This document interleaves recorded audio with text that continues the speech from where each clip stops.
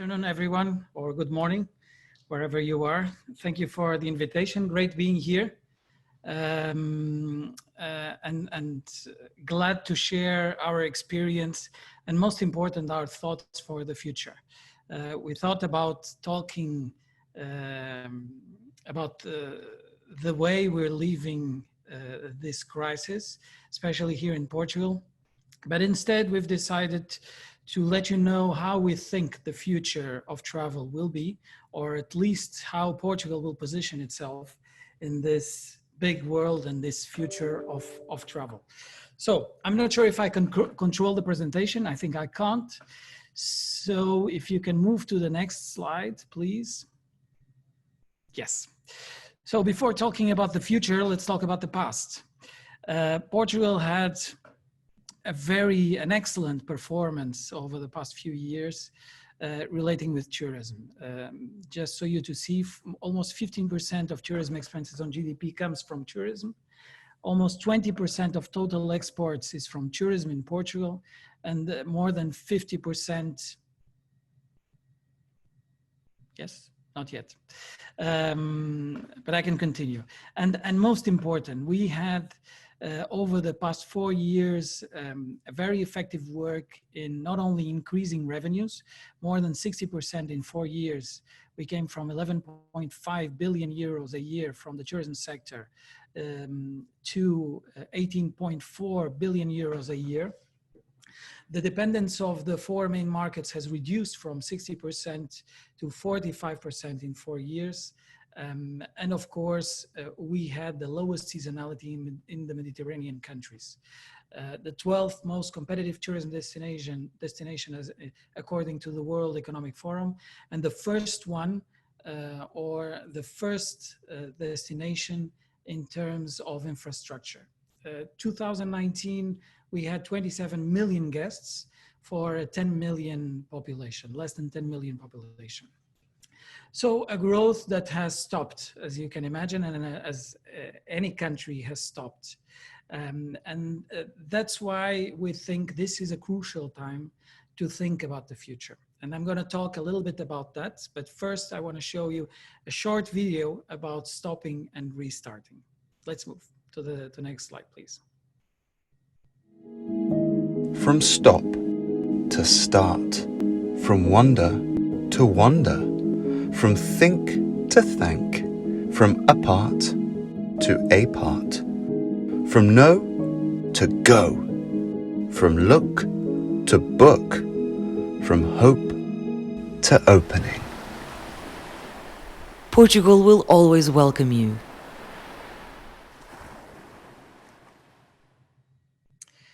So this is a little bit of our from stop to start after 4 months of decrease in our tourism sector and many issues regarding the connectivity in our country. We've decided to start. So from the beginning of June, Portugal is open to almost every country. We still have some issues regarding the European Union with the long-haul destinations, but the country is open and is prepared. We've been very effective in terms of controlling the pandemic, but most important in terms of preparing ourselves to give the best experience to those who visit us, and to give, of course, a clean and safe experience to all those who come to our country. But talking about the future, we think it has to be based in 3 things. The first one is strategy. A strategy that was launched in 2016 for the next 10 years in Portugal, but we think now is much more actual and much more effective and needed than ever before. And a strategy that has a center, and if you can move to the next slide, a center based on sustainability. We think that putting sustainability in the middle of a tourism strategy for the next 10 years is crucial for our collective good and well-being, but most important for the progress of our destination. And we even established, of course, a very effective action plan that is being put in place. But I wanted to share with you the goals that we have in terms of sustainability. We want to grow, of course. We still want to grow more in revenues than in tourists. We've been growing over the past 5 years, much more in terms of revenues than in number of tourists. We've been growing in the entire country, and the destinations that were not so well known in Portugal are the ones who grow more. We want to grow the entire year, not only in the high seasons, but of course in the mid seasons and in the low seasons, especially for the Algarve, which is our main beach destination. And I'm going to share, if you can pass the slide, the second goals that we have, not only for social, but for environmental sustainability. On social sustainability, we have 3 goals. Tourism all year. Our goal is to reduce from 38.9, which was the data we had in 2017, to 33.5. 2019, we closed with 36.4. Local satisfaction, more than 90% of locals considering very positive the impacts of tourism. Of course, especially in the big cities, in Lisbon and Porto. In 2018, we had 85% of locals considering very positive the impacts of tourism in their own life and in their city. And third, but not less important, skills, training. We want to invert the pyramid and have more than 60% of people with secondary level. In terms of environmental, much more simple. Energy, efficiency measures in energy, water, and waste management. Our goal is having 90% of tourism companies, from hotels to rent-a-car, to travel agents, to tour operators, with efficient measures in each of these areas. The data from 2018 goes from 65% to 63%. I recall that this is until 2027, so very ambitious goals, I should say, because we're talking about roughly 130,000 companies that work in the tourism sector in Portugal. So for us, it's really important to have this efficiency, and it's not just a matter of convincing the companies that this is important for their business, for their country, but for the planet, but also giving them funding, giving them the right tools to do this, innovating in their own work. So this is a little bit of our strategy, the first point I wanted to bring to this presentation.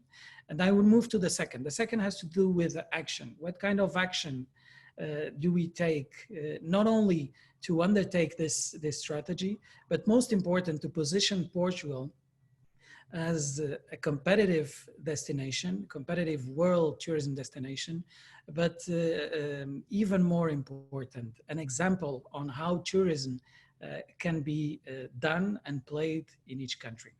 And by this action, I have three areas that I think are really important and working very heavily. The first one is fostering innovation, connecting the startups with the more traditional, focused on product and service companies that work in our country, that have had such a successful track record in welcoming visitors. But we believe that the only way we will be more competitive and, most important, more sustainable is by fostering innovation inside our companies. And we have 4 areas that we are working very heavily until 2027. The first one is to facilitate the innovation in this sector. That's why we brought and we're bringing startups to our international tourism fairs. Of course, we also bring the traditional companies, but it's very interesting to see 4 to 5 startups in the middle of traditional companies, not only discussing with them, but attracting new business to our country. An advisory team here at Turismo de Portugal, a network of mentors, and something that we started in 2016, and we're developing still. We already have almost 2/3 of the city centers in Portugal connected with free Wi-Fi. Why? Because it improves the experience of our tourists, and it allows us to collect data from all of these places and from different nationalities. The second area is supporting the entrepreneurial ecosystem. We work with roughly 28 incubators and accelerators in the country, developing programs with them, stimulating the innovation culture. This is internally and especially in our training schools. We have 12 training schools in Portugal. And this training goes not only from manager, not only for technical teaching and training, but also to management and many managers of our companies in the country. Just to give you an idea, over the past 4 months, remotely and connecting many people and through training given by our schools, we give training to more than 64,000 people in 4 years, in 4 months, 64,000 in areas such as digital marketing, sustainability, connectivity, relation with the customer, whatever. So it's really important for us to stimulate this culture of innovation. And finally, the fourth area is promoting access to funding. None of this would happen if we wouldn't fund not only the startups, but also the transformation of many companies and the way to this innovation to our more traditional companies. So we have several instruments inside the government and inside our organization to improve and to allow these startups and many of these programs to be implemented. The second thing that I think is really important, apart from innovation, if we can move to the next slide. Well, this is our innovation center that we launched in Portugal together with Google, Microsoft, and 6 other partners. It's the center for our innovation, and it has a responsibility of connecting the dots between all the startups, the new ideas, not only in terms of experiencing the country, but in terms of efficiency inside many traditional companies. So the Tourism Innovation Center is crucial for our job. The second area is improving data and knowledge. More than ever, and now more than ever, and we've seen this over the past months, sharing data and collecting data and sharing knowledge is fundamental for the future of tourism and for the competitiveness of our companies. We've done that with several instruments. I'm going to show you 2 or 3 of these instruments, if we can pass the slide, that have to do with investment, which is the first one. The second one, if you just move a little bit, you can see it rolling, is about data on our markets. How can we improve this data, and how can we transmit this information to many of our companies regarding not only markets, but trends in terms of these markets. And the third one has to do with territory. How is the country being developed in terms of tourism? What kind of projects do we have in the country? You can see it mapped even geographically. When is it supposed to be in place? How many beds do we have in each part of the country? So it's very important information, especially for investors, but also for operational purposes.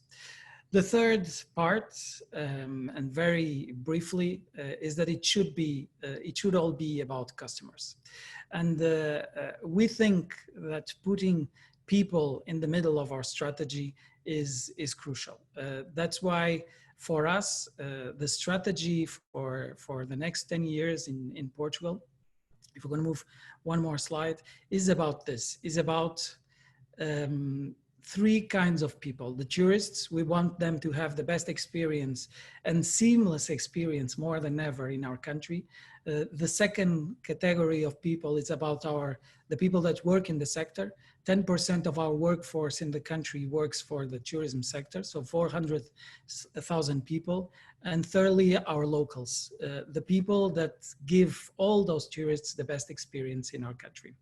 And you can only do this, and this is the third area, of course, by promoting sustainable and inclusive activity, protecting the environment, and generating well-being for people and wealth for companies. This is the only way we can do it, and this is why we're so committed with the future with the innovation in our sector, with sharing all this data, but very important in having a very strong purpose for our country and for our activity. And this is the third point that I wanted to point out. If we can move the slide to the third point, please, which is the purpose. You can move one more. As you can see, there is a big concern about the planet, but there is a big concern about people, about the ones who live in Portugal, and about everyone that comes to visit us. So for us, it's crucial to say that our purpose is based on two things and nothing else: welcoming everyone and respecting the differences. This is what our country and what we think the future of tourism should be in the entire world. That's why I wanted to leave you with this purpose of the tourism of Portugal and of Portugal for the activity over the next years, and leave you with a small video that we did for everyone that have chosen us as the world's leading destination. I hope there is sound, because it's a music.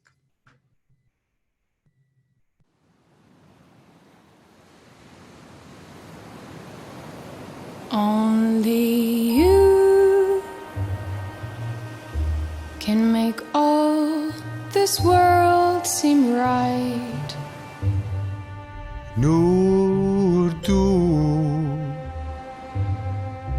kannst die Dunkelheit erstrahlen. Solo tú puedes emocionarme, traerme ese color, Remplir mon cœur d'amour que pour toi. Only you puedes lograr ese cambio en mí. C'est bien vrai, tu es ma destinée. Dá-me a tua mão, tu és o meu único destino. És o meu sonho real, o meu único tu. Seulement toi Can make all this change in me. Es que es verdad. Du bist mein Bestimmung. When you hold my hand, I understand the magic that you do. You're my dream come true, my one and only you. Visit our sea, our sun, our heritage and our culture. Only you can continue to make us the best destination in the world. Visit Portugal.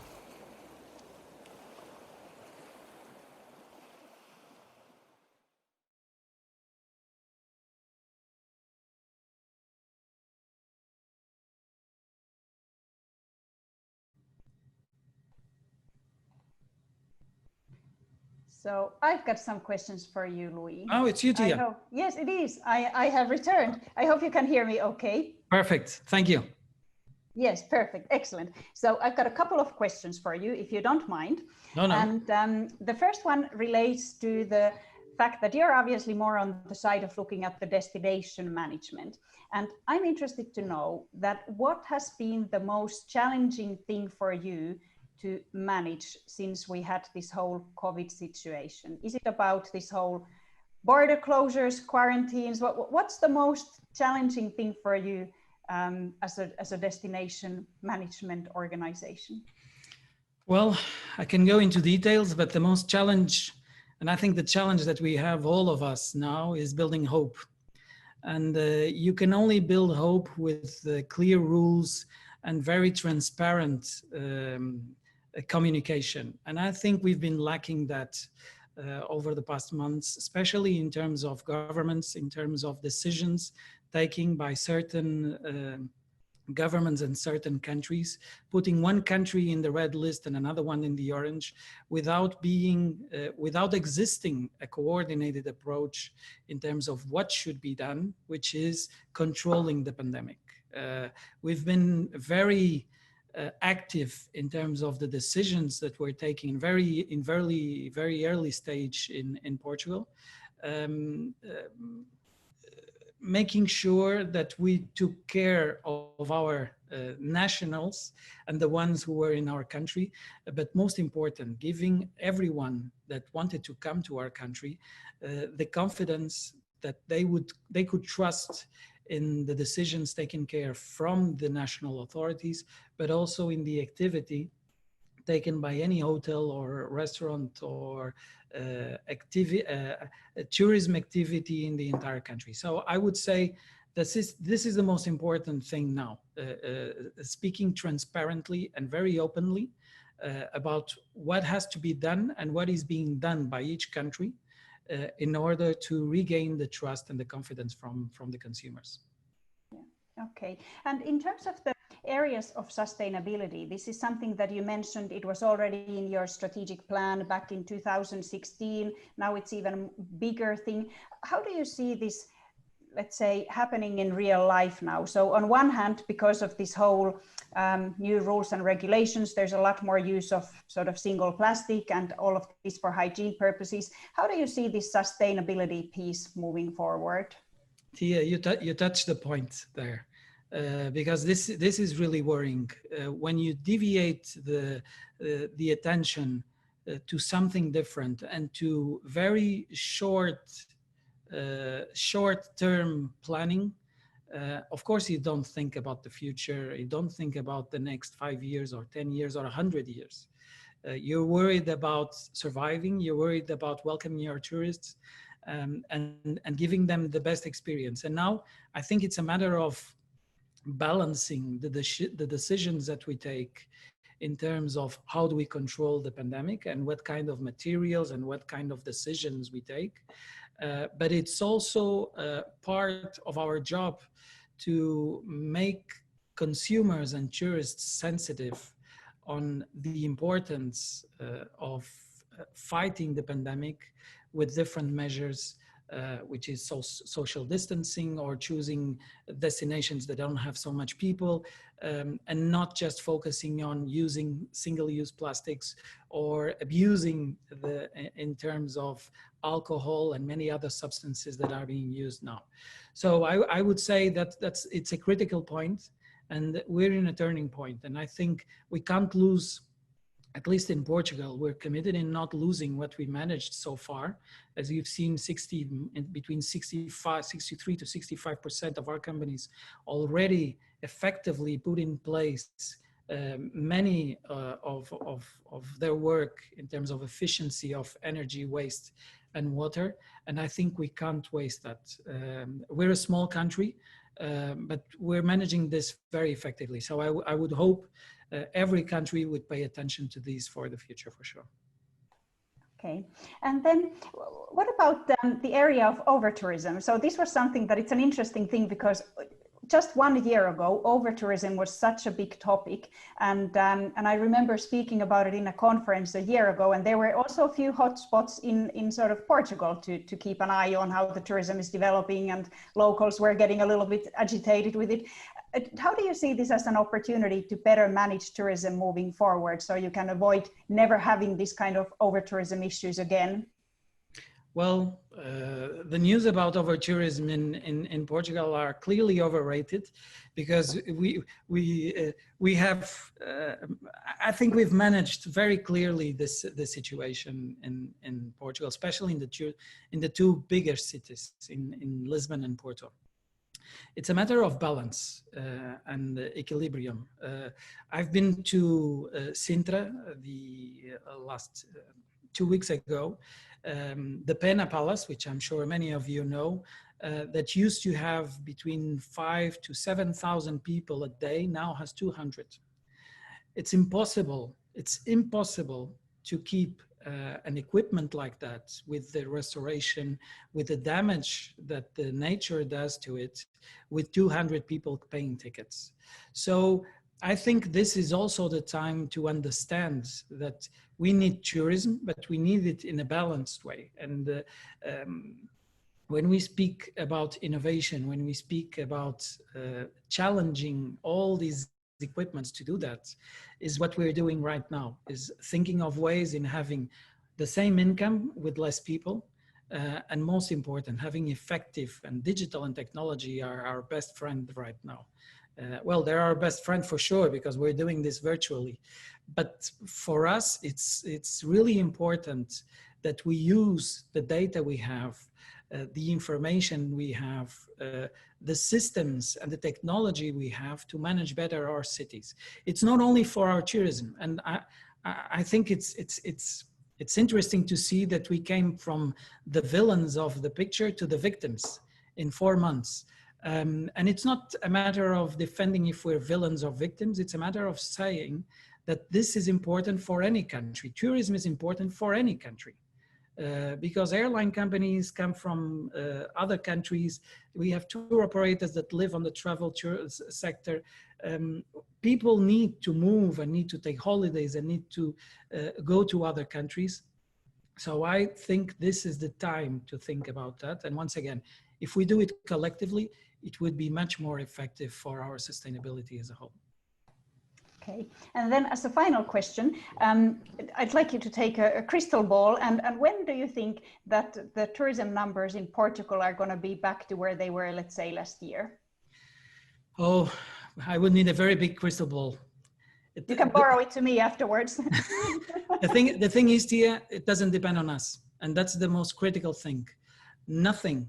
It doesn't depend on any country. It depends on a collective decision and a collective activity from all countries and all governments to put an end on this, put an end to the pandemic, and start regaining trust and confidence for any citizen in the world.